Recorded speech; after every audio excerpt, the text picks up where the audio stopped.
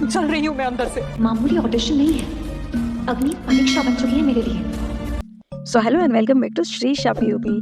झनक dance perform करती है। जजेस उस समय कुछ रिएक्ट नहीं करते, लेकिन झनक से कहते हैं कि झनक तुमको कथक आता है क्या? झनक कहती है कि हाँ थोड़ा बहुत आता है, मैं कोशिश करती हूँ।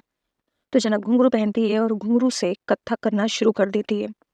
और थोड़ा बहुत नहीं, उसको बहुत कुछ आता है, काफ़ी टैलेंटेड है और वो अपना टैलेंट दिखाती है। जजेस मेस्मराइजिंग हो जाते हैं और उसके बाद वो बोलते हैं कि देखो आजकल तो बॉलीवुड चल रहा है, तो हमको एक तड़कता भड़कता बॉलीवुड डांस दिखाओ आप।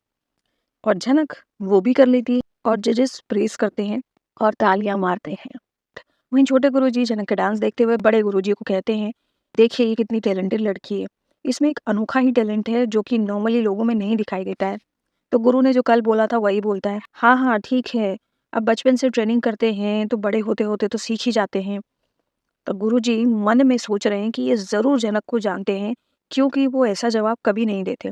वहीं दूसरी तरफ झनक की नज़र पड़ जाती है गुरुजी पे और गुरुजी को देख के वो कहती है कि अब ये भी यहाँ पर आ गए हैं। मुझे याद है कि आपने मेरी माँ की कितनी इंसल्ट की थी और मुझे पता है कि आप मुझे शो में टिकने नहीं दोगे, आप किसी भी हालत में मुझे शो से बाहर निकालने की कोशिश करोगे। अब ये शो मेरे लिए सिर्फ एक नॉर्मल शो नहीं रह गया है, अब ये मेरे लिए एक अग्नि परीक्षा हो गई है और मुझे इसको पार करना ही है। साथ ही वो अपनी माँ को कहती है कि आप माँ, आप ये क्या आपका कोई इशारा है? वहीं दूसरी तरफ गुरुजी यानी कि जनक का नाजायज़ बाप ये सोच रहा है कि कैसे करके इसको मैं बाहर निकाल ही दूँगा। अभी जितना उड़ना है, जितना खुश होना है खुश हो लो, लेकिन मैं तुम्हें शो से बाहर निकाल के ही रहूँगा। दूसरी तरफ अर्शी, अर्शी को और घरवाले और अनिरुद्ध की बातें चल रही हैं। अनिरुद्ध को अर्शी कहती है कि हाँ, मुझे तुम पर भरोसा नहीं है। सृष्टि की किसी बात पर वो कहती है, दर्द में हूँ, आई एम इन पेन और अभी मैं जल रही हूँ। मुझे जितना दर्द हो रहा है और मैं जिस पेन में हूँ वो यहाँ पर कोई भी नहीं समझ सकता है।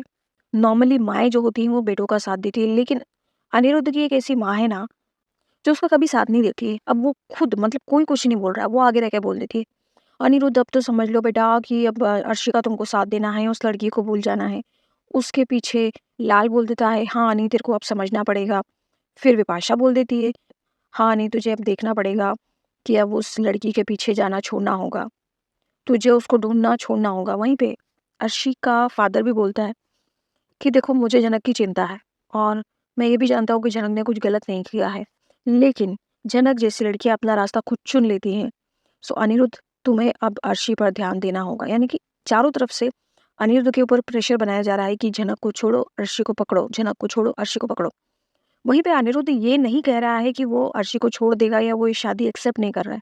वो यही कह रहा है कि नहीं, अर्शी मेरी पत्नी है, हम दोनों हमेशा साथ रहेंगे। झनक इस घर से जा चुकी है, अब मेरा सच अर्शी है और हम दोनों को ही साथ रहना होगा। मैं पुराना प्यार वापस जगा के रहूँगा, वैसा ही प्यार मैं अर्शी से दोबारा करूँगा। वहीं दूसरी तरफ अर्शी को कमरे में ले जाते हैं जहाँ पे सृष्टि भी उसके साथ में होती है। अर्शी उससे पूछती है, सुमो अनिरुद्ध क्या कह रहा था जो बोलते बोलते रुक गया था कि जनक की गलती नहीं है? सृष्टि अर्शी से बोलती है कि देखो बोलती तो तुम भी बहुत कुछ हो जो मुझे समझ में नहीं आता है। तो अर्शी बोलती है आप कहना क्या चाहती है? तो सृष्टि बोलती है कि तुम आखिर यहाँ पे इस घर में क्यों रुकी हो? हॉस्पिटल में तुमने इतने दिन किसी से भी बात क्यों नहीं करी? कहीं ना कहीं यहाँ पर सृष्टि ही अर्शी की पोजीशन को सस्पिशियस दिखा रही है। अब अर्शी बोलती है सृष्टि से, अपनी माँ से, कि मॉम मैं बहुत दर्द में हूँ और अगर आपको इस कमरे में बैठना है तो प्लीज़ शांत होकर बैठिए, चुपचाप बैठिए, कि मुझे डिस्टर्ब मत करिए। तो सृष्टि कहती है हाँ कोई आ जाएगा तो मैं इस रूम से चली जाऊँगी। इतने में अनिरुद्ध आ जाता है और अनिरुद्ध अर्शी से बात करता है, उसको बोलता है कि अब हमारी शादी हो चुकी है और हमें साथ ही रहना है अर्शी। तो अर्शी बोलती है कि पूरी रस्में नहीं हुई हैं अभी भी। तो अनिरुद्ध बोलता है देखो उससे फ़र्क क्या पड़ता है, वो रस्में जो छूट गई हैं वो बाद में भी हो जाएंगी। हम दोनों एक दूसरे से प्यार करते हैं, यही सच है। तो अर्शी कहती है कि नहीं ये सच नहीं है। तो अनिरुद्ध कहता है तुम क्या कहना चाहती हो? अर्शी कहती है कि तुम मुझसे प्यार नहीं करते हो। अनिरुद्ध उसको मेक श्योर करता है कि नहीं, मैंने कोई गलती करी भी होगी तो मैं उसको सुधारूंगा और मैं पुराना प्यार वापस जगा के रहूँगा। वहीं पे क्योंकि डॉक्टर ने उसको बोला है तो वो अर्शी को व्हील चेयर से उठाता है। अब यहाँ पर इतने दिनों बाद अर्शी के पैर दिखाई देंगे कि जलने के बाद अर्शी के पैर कैसे लगेंगे। इमेजिन कर लो दोस्तों कि जलने के बाद अर्शी के पैर कैसे दिखते होंगे। तो अर्शी को उठाता है। अर्शी को चलाने की वो कोशिश करता है, लेकिन पहले अर्शी डरती है, नहीं मैं अनिरुद्ध नहीं कर पाऊँगी, नहीं कर पाऊँगी। हनी कहता है कि नहीं, आप अगर चलोगे, खड़े नहीं होगे तो आपकी बॉडी की स्टिफनेस नहीं जाएगी और आपको खड़े होकर के चलना ही पड़ेगा। और फोकस जाता है अर्शी के पैरों पे, जो कि झनक की आग लगाने से खूब ढेर सारा सीवियरली जल गया था। उसके बाद उसका ऑपरेशन किया गया और कुछ ही दिनों में वो सारे स्कार चले जाते हैं, पट्टियाँ निकल जाती हैं। Everything is very clean and clear और चमचमाती हुई अर्शी की स्किन दिखाई देती है और गोरे चट्टे पैर दिखाई देते हैं, जहाँ पर कोई एक सिंगल निशान नहीं है। सो अर्शी के पैरों में एक सिंगल दाग या निशान नहीं है। खैर अनिरुद्ध उसको चलाने की कोशिश करता है और एक-एक स्टेप करने की कोशिश करता है।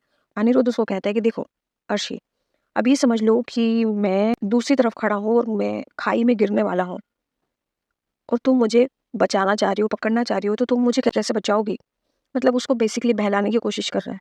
तो अर्शी 1, 2, 3 स्टेप लेने की कोशिश करती है और वो गिरने लग जाती है और अनिरुद्ध उसको संभाल लेता है and she is cried a lot. Aniruddh कहता है, नहीं कोई बात नहीं, हम धीरे-धीरे करेंगे, हम रोज़ प्रैक्टिस करेंगे और हम कर लेंगे। वहीं दूसरी तरफ जनक का जब डांस परफॉर्मेंस ख़त्म हो जाता है तो वो गुरुजी के पास जाती है, छोटे गुरुजी के पास। गुरुजी के चरण स्पर्श करती है और फिर जाती है, अब अपने आप ही खुद ही आग से हाथ मिलाने जा रही है वो। तो बड़े गुरुजी के पास चली जाती है वो, आशीर्वाद लेने के लिए कि आपसे मैंने 1 दिन की ट्रेनिंग ली थी, उसके नाते मैं आपके चरण स्पर्श करना चाहती हूँ। तो जैसे ही वो गुरुजी की तरफ जाती है, गुरुजी पीछे हट जाते हैं। गुरुजी कहते हैं, नहीं, ठीक है। एपिसोड यहीं ख़त्म हो जाता है।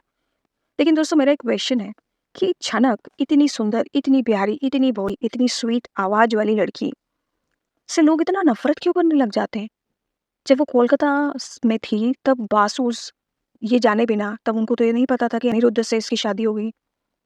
तब भी उससे नफ़रत करते थे। सृष्टि तो उससे नफ़रत करती ही थी, अर्शी उससे नफ़रत करती ही थी। लेकिन अब बॉम्बे में आकर के एक लड़की, एक गरीब लड़की, आपके जहाँ आप काम करते हो या कहीं पे आप कोई क्लासेस ले रहे हो और वहाँ पर आकर के वो अपना काम कर रही है, झाड़ू पोछा बर्तन कटका कर रही है, तो आपको उससे क्या नफ़रत हो जाएगी? और मुझे ऐसा लगता है कि आज के ज़माने में कौन नफ़रत करता है? जबकि हमारे हाउस हेल्प होते हैं, हम लोग ऑफ़िसेज़ जाते हैं तो ऑफ़िस में जो हेल्पर्स होते हैं, एक्चुअली हम लोग उनसे सॉफ्टली बात करते हैं, उनसे हम लोग काफ़ी फ्रेंडली हो जाते हैं। बट जनक के साथ उल्टा है, जनक से हर कोई नफ़रत करता है, सिर्फ़ 2 इंसानों को छोड़ के। एक है गुरुजी, दूसरा है अनिरुद्ध और बाकी के छोटा और बड़ू माँ, जिनकी कोई वैल्यू ही नहीं है जनक में। तो मुझे ये समझ में नहीं आता है कि एक मासूम सी दिखने वाली खूबसूरत लड़की के साथ लोग ऐसे बिहेव क्यों करते हैं? हर कोई नफ़रत कर रहा है। खैर अब ये क्वेश्चन का आंसर तो आप ही देना कमेंट सेक्शन में। और कल का प्रोमो सेम दिखाया गया है, जहाँ पर ये बताया गया है कि गुरुजी जनक को बोल रहे हैं कि मुझे तुम्हारी सच्चाई पता है, तुमने अर्शी के साथ क्या किया है। वहीं झनक गुरुजी को बोलती है, मुझे धमकाने की कोशिश ना करें, मैं आपसे डरने वाली नहीं हूँ। छोटे गुरुजी भी वहीं खड़े होते हैं। सो अब ये वाला सीन आने में कितना एपिसोड लेंगे, होपफुली कल दिखा देंगे। जो क्लैश हो रहा है गुरुजी और झनक के बीच में, जो कि झनक का बाप है और ये गुरु को पता है, ये तो कल ही बताएंगे, होपफुली ये कल बताएंगे। सो दोस्तों झनक में आज के लिए बस इतना ही। सो आपका क्या कहना है कमेंट सेक्शन में ज़रूर बताइएगा। वीडियो अच्छा लगा हो तो लाइक कर दीजिएगा, चैनल को सब्सक्राइब कर दीजिएगा। Thank you for watching.